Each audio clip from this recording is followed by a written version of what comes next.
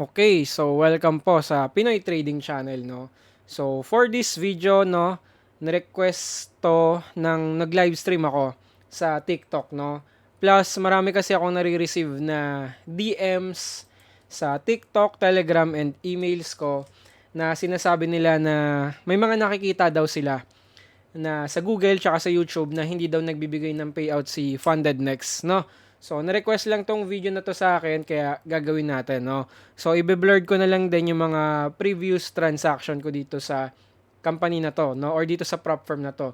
So, kung makikita nyo, nakapag-request na ako kanina lang, 3 hours and 25 minutes ago. And ngayon is 12 p.m. na. So, re-refresh ko lang para malaman nyo na hindi to image lang or hindi to gawa-gawa. Refresh. Oh, yan. So, nakita nyo yun, di ba? Okay? So, dito sa account ko na to, first withdrawal ko siya, no? Kung makikita nyo, wala pang laman to. Wala pa tayong nadi-disburse dito na amount. Pero dito kasi sa baba, yung nilagyan ko ng black, dyan makikita kasi yung mga previous transaction. Plus yung withdrawal ID kasi makikita dito. Kaya binlurred ko na lang. So, ang pinakita ko na lang siguro dito is ito yung request natin. Kung makikita nyo, request. Tapos yung oras kung ilang minutes na tayo nag-request. Tapos yung amount. No? So, I think that's valid enough na. Okay? So, going back, yun nga, marami nag-request ng payout video naman daw. Okay? So, ang ginawa ko dito is, since hindi available yung bank transfer nila, nag-rise ako ngayon, no? And I think okay lang din na mag-rise ako kasi ang plano ko rin naman is split yung magiging profit ko dito into different banks. Okay? So, yun. Okay? And I think, no, kaya siguro marami rin nagre-request ng gumawa akong video na ganito. Kasi nga, di ba, gumawa rin ako ng video or nagpa-giveaway din ako sa Funded Next, no? Kumbaga, nagkaroon kami ng partnership with Funded Next. So, people are demanding me na mag-request ako ng payout kung talaga nagpapa-payout sila. So, ibig sabihin, no, may mga nag-take ng challenge dito kay Funded Next na hindi umabot ng payout. Kasi hindi nila alam no, kung nagpe-payout ba talaga siya. And nag-take sila ng challenge. Okay, kasi kung alam nyo nang nagpe-payout siya or kung halimbawa umabot kayo sa payout process ni Funded Next, hindi nyo na i-request tong video na to, no? So, yun para yun sa mga nagdi-DM sa akin tsaka nung nag-request sa TikTok live ko nung Friday yata yun. So, Monday ngayon, 4/29/2024. Okay? So, ano pa ba? So yun, wag kayong magre-request. Ay, ewan ko, hindi ko mare-recommend pala, no? Hindi ko naman kayo inuutusan. Pero ako hindi ko lang mare-recommend, no? Na gumamit kayo ng crypto for withdrawal. It's either USDC kasi yun, tsaka USDT. And pag nagkamali kasi kayo ng information doon, wala nang balikan. Unlike kapag halimbawa, bank transfer ka or Rise, sure na papasok siya sa account mo, no? Kasi kapag nagkamali ka lang ng details dito, ang mangyayari lang dyan, floating lang yung amount na yon tapos babalik din naman yon. So, i-re-transaction mo, magkakaroon lang ng delay. Unlike kapag crypto, tas nagkamali ka ng details mong nilagay, wala na yon, wala na. Alam niyo naman sa di ba? Sa blockchain, wala nang bawian dyan pag nagkamali ka ng information. Okay? So, ito yung withdrawal natin sa kanya. So, bakit medyo malaki siya? Kasi nga, na-hit natin yung 5% profit, no? So, ito lang yung natin. Ipapakita natin for this video. Hindi na natin papakita yung payout sa iba pang company kasi hindi ko naman sila ginawa ng content or wala akong partnership sa kanila. Plus, i-declare ko na rin dito na yung partnership ko pala dito kay Funded Next is natapos na nung January pa lang. So, wala na tayong mga giveaways na mangyayari. So, bakit nga ba hindi ko na ni-renew, no? Though, hindi rin nila kasi pina-renew sa akin yung contract about doon sa partnership. Siguro, hindi nila nagustuhan yung performance or I don't know. Pero mayroon pa rin naman kaming communications with Funded Next. Ako may communication pa rin naman ako sa kanila. May mga wala lang, mga kwentuhan lang din. Pero, ang tanong, no, kasi may nagtanong din sa comment section sa TikTok kung saan daw ba pinakamalaki yung kinikita ko. Business, mentoring, trading, or sa affiliation, no? Or partnership dito kay Funded Next. And the answer is hindi po sa partnership, no? Yun lang yung masasabi ko. So, yun. Okay, may nag-text na distract ako. So, yun. Ano ba yung sasabihin ko? May nag-text kasi. So, yun. First of all, kaya ayoko na rin kasi ng mga partnership. Okay, ginawa ko lang talaga yung partnership kay Funded Next kasi malaking company sila. Tapos, ginagamit ko sila. Tapos, para na rin sa channel para mukhang astig. And then, for this first partnership kasi, ang na-realize ko is hindi masyadong sulit yung risk-reward ratio niya through this partnership, no? Siguro ang maganda lang na nangyari doon is nakapamigay ako ng mga accounts sa mga followers ko or subscribers ko, TikTok and YouTube. So, yun lang siguro, nakapamigay tayo ng mga libreng accounts or challenges. Pero ang hindi ko rin kasi gusto dun sa pag-giveaway is sobrang daming nagme-message sa akin, which is, ayoko, no? Especially yung part na parang mga desperation, no? Desperate energy. And ayoko isurround yung sarili ko sa mga desperate people.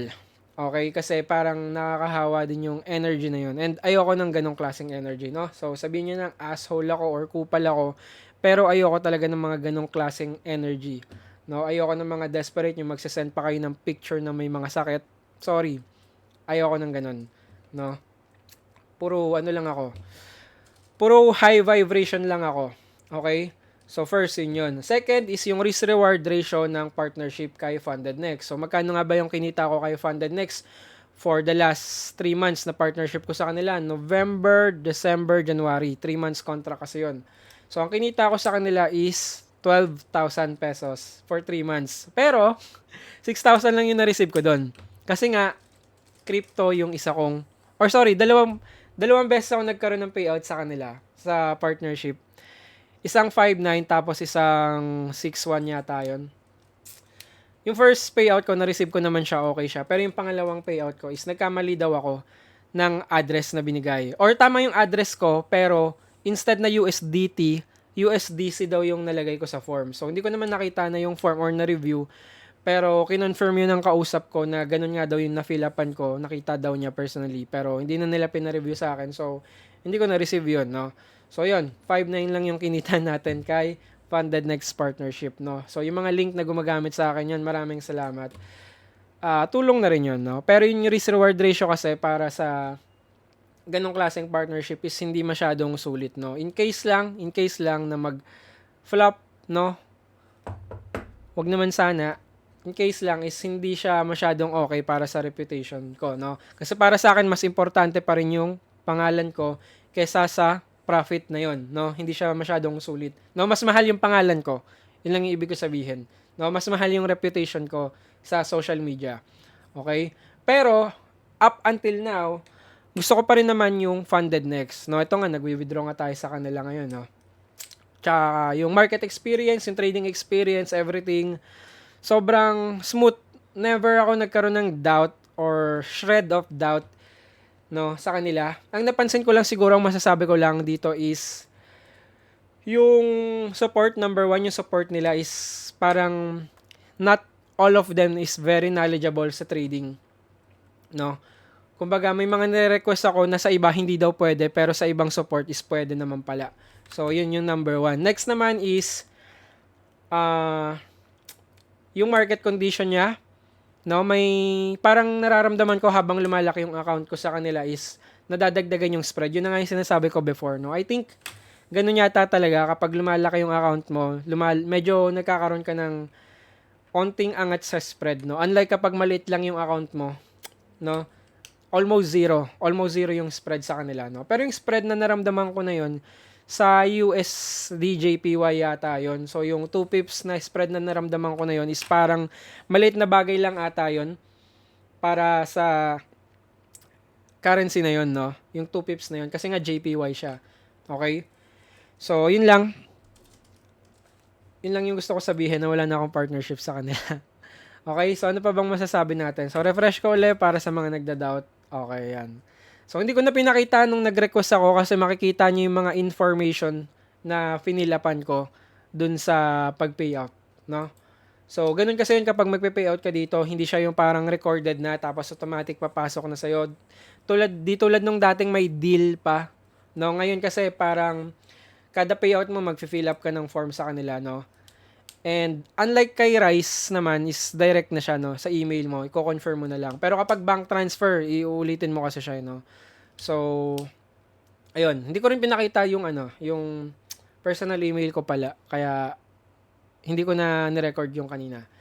So, mag-update ako kapag natapos na tong timer na to. 24 hours naman yung pangako nila. Pero hindi kasi yung 24 hours na yun is marireceive mo talaga kaagad siya.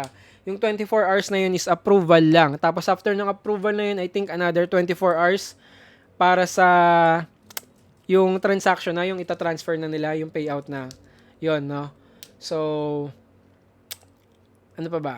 I think that's it. So, para after neto kapag i-update ko kayo, tapos siguro konting Q&A na lang din tayo, no? So, may kinolekta akong 2 questions na dun sa mga comment section, tapos yung mga DM sa akin. So, syempre pinili ko yung mga, I think, parang medyo against sa akin. Alam niyo naman, mahilig ako mag-reply sa mga comments na parang, yung opposition, no? Yung mga opposition comments. Kasi gusto ko ng arguments, ng debates, no? Tapos, yeah. So, see you probably tomorrow or mamaya kapag wala akong magawa, kwentuhan. So, yeah. Okay, so kwentuhan pala muna tayo habang inaantay ko yung Lala Move na binook ko. So, dun pala sa mga giveaways, no, na pinamigay ko. 'Di ba sinasabi ko na parang ayoko kasi yung yung may nagchat-chat sa akin nanghihingi ng mga kung ano-ano, funded account, challenge account. So, actually yung pamimigay ko ng funded account is based yon sa kung paano ko siya gustong ipamigay, no. So, hindi ako nagbabase sa kung ano yung financial status mo during that time na pinamigay ko yon, no. Kasi nga may mga nagme-message sa akin nanghihingi, nagpapakita pa ng mga sitwasyon nila, nangangailangan daw talaga sila. So, wag sasamahin yung loob nyo sa akin kasi gusto ko lang naman din kasing maging patas para sa lahat, no. So, kapag namimigay ako ng giveaways, base yan sa rules kung paano ko siya gustong ipamigay, hindi base sa kung ano yung current life situation nyo, especially sa finance, no. So, tulad ng sinabi ko before, namimili ako based doon sa comment section and it's very random lang. So, may mga website kasi na pwedeng magpa-raffle ka ng giveaway based sa comment section, tapos yung website na yun yung mamimili na lang, no. So, hindi ko na maalala yung website na yun. So, next naman, through live stream din, kung sino yung unang magko-comment dun sa comment section kapag nag-open ako ng live stream. Ganon. And then sa premium din, namigay ako, I think 5 nga lang yung pinamigay ko nun sa premium nung time na yun. No? Out of 40 or 50 yata yung pinamigay kong, almost 50, no? Yung pinamigay kong challenge account nun. And, yun. And isa pala dun sa mga nakapasa natin is ito yung isa sa mga student ko. Saan ba yan? Hindi yan. Yung isa yan. Ito. Yan. Siya pa rin pala yun. Siya pa rin yun. Pero, ayun. Isa siya sa mga nakatanggap ng giveaway natin. No? And pumayag naman siya na i-public natin yung result niya. And ito pala, naka-payout din siya. No? So, kung nag-aalala kayo kung makaka-payout kayo o hindi, ito giveaway na yan. Naka-payout siya. And ako, nagpakita rin ako ng video dati na naka-payout naman ako kay Funded Next. So, isa siya dun sa mga student ko na actually wala nga siyang kaalam-alam dito no? Basta nanalo lang din siya ng giveaway tapos hindi niya alam kung ano yung prop firm kasi puro live account yata yung ginagamit niya tapos puro chartings lang, no? So yun, in-apply niya lang din yung kung ano yung nasa community, kung ano yung sa premium, tapos yun, first payout. So pumayag naman siya i-public, yung iba kasi hindi sila pumapayag na i-public yung mga result nila. So hindi natin ilalabas. Plus ito, yun nga, may payout din siya kay ito, ang problema lang dito is may na-violate yata siyang rules dito. No? Kasi nagte-trail stop yung yung account dito by equity. No? So same person din siya.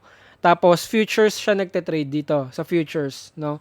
Futures prop firm kasi to, 'di ba? Nauuso na yung futures kasi nga naban yung mga US clients. So, ayun siya. Ngayon, kung gusto niyo ng ng ganito ring klaseng result, kung gusto niyo ng mga traders na legit, no, meron tayong diyang link sa description sa baba kung gusto niyo pumasok. Pero wala namang sapilitan, no.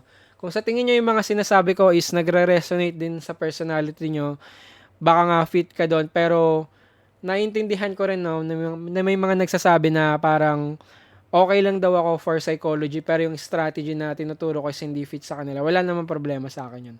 Okay? So, check nyo lang kung bagay sa inyo kaysa mag-enroll kayo dun sa mga mentors na wala naman pinapakitang proof, no? Kumbaga, kung ano-ano yung mga bagay na pinakita na nila yung secret strategy nila, yung mga hidden strategy nila, hidden order block, hidden demand and supply. Pero yung result nila or yung proof na kaya nilang i-apply yun sa market is hidden din, no?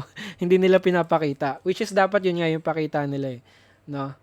So, ako, hindi rin ako komportable naman magpakita, no? Pero at least siguro yung mga paganyan-ganyan lang, no? Or pa-dashboard lang sa TikTok, I think pwede na yun. Pero yung ganitong magpapakita ng payout, hindi rin ako masyadong comfortable, no? So, ginagawa ko lang to kasi na-request and I feel obligated din magpakita ng ganitong profit, no?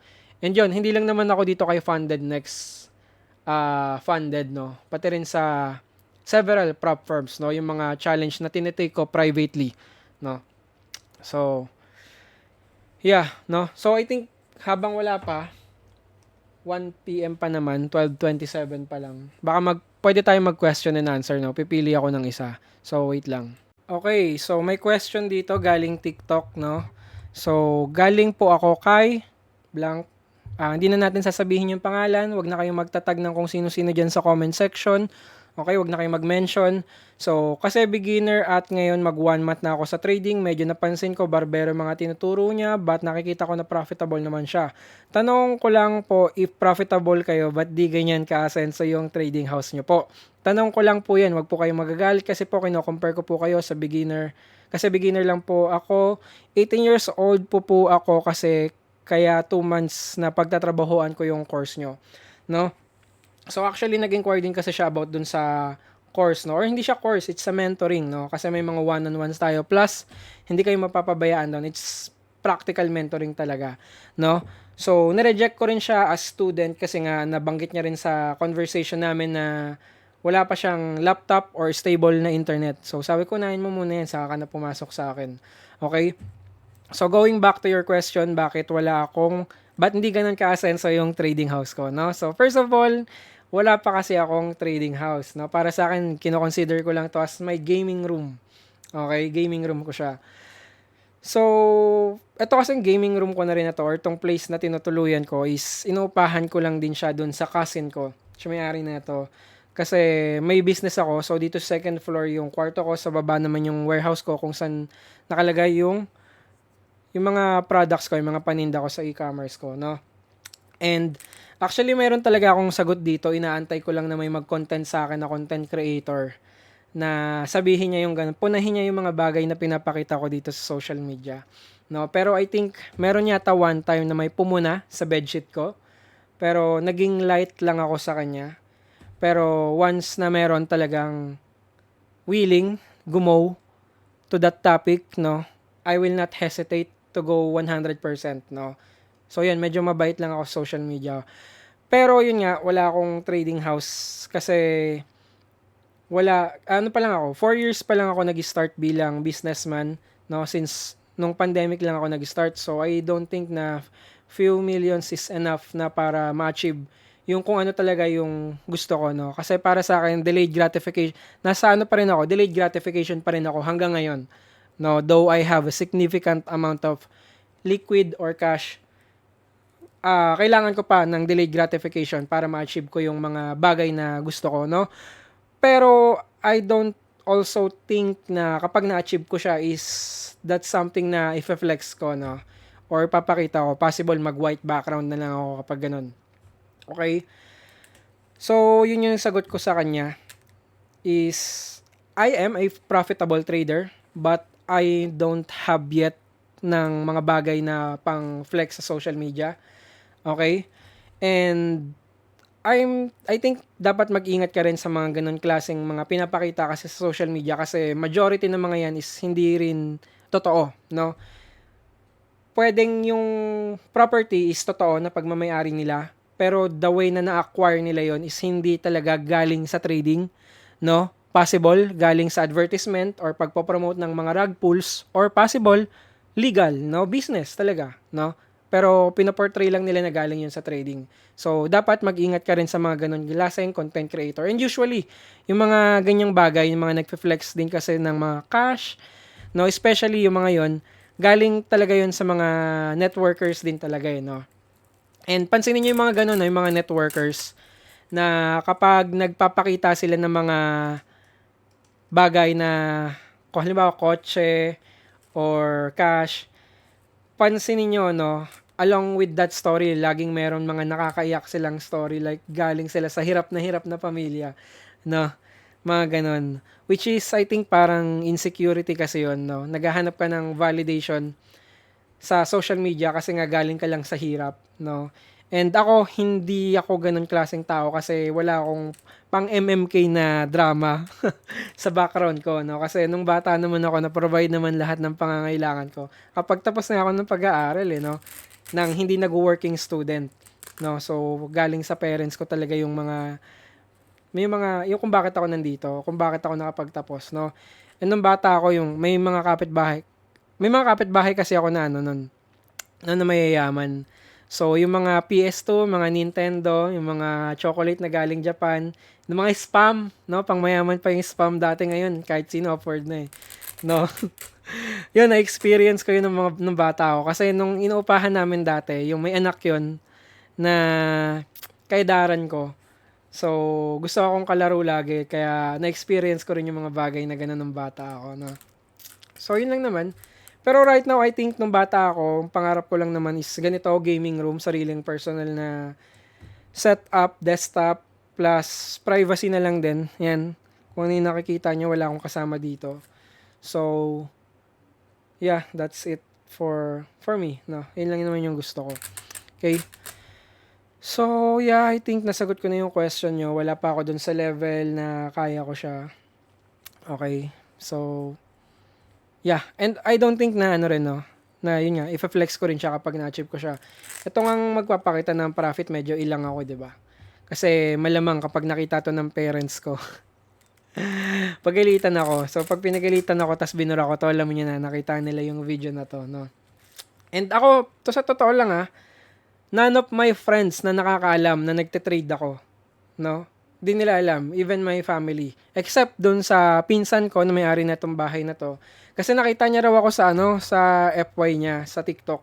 So, alam na niya. Plus, yung kapatid ko, alam niya rin kasi siya yung nag-suggest sa akin ng yung kung paano yung setup ng camera. No? Which is ito, medyo okay na nga. Kailangan lang pala nitong blackout curtain para medyo maayos yung kita ng camera. Kasi nga masyado maliwanag dito sa bintana. Gusto ko rin yung view dito kasi nature siya, yung labas ko. So, yeah.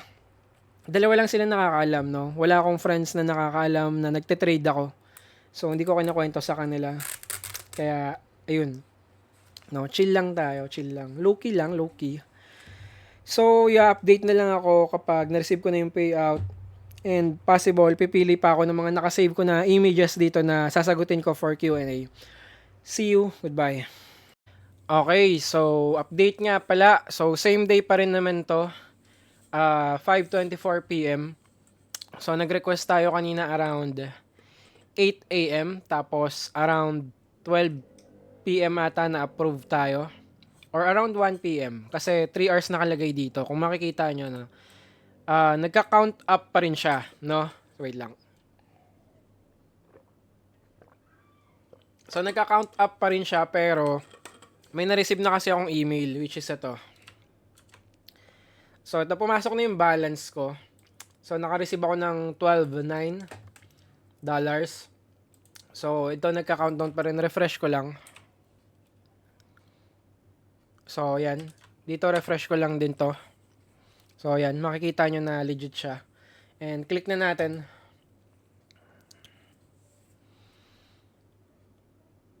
I think pwede ko nang tanggalin to. Ayan. So, I think wala naman masyadong vital information. So, pwede ko na siya i-withdraw. So, total ng payout natin for today is 7:30. No? So, sobrang bilis lang. Ito yata yung pinakamabilis na experience ko. The day itself. Yung withdrawal ko. Sa funded engineer, ay Diyos ko. Magto 2 weeks na hindi pa rin pumapasok yung sa funded engineer ko. So, anyway, I think dito na nagtatapos yung video natin. Q&A, siguro next time na lang sa next upload. So, napagbigyan ko na yung request nyo. Okay. So, refresh natin. Baka sabihin nyo gawa-gawa to. Ayan. So, actually, hindi naman saktong 7:30 ang papasok dyan. Siguro may bawas yan mga 15,000 o kaya 10K. Yun. Hindi ko na kayo update siguro. Siguro enough na to, no, na proof na may na-receive akong payout sa kanila. Hindi na natin pwedeng, hindi ko na kinakailangan ipakita pa yung sa bank account, no. So, sobra-sobra na to as proof. Okay? So, yun lang.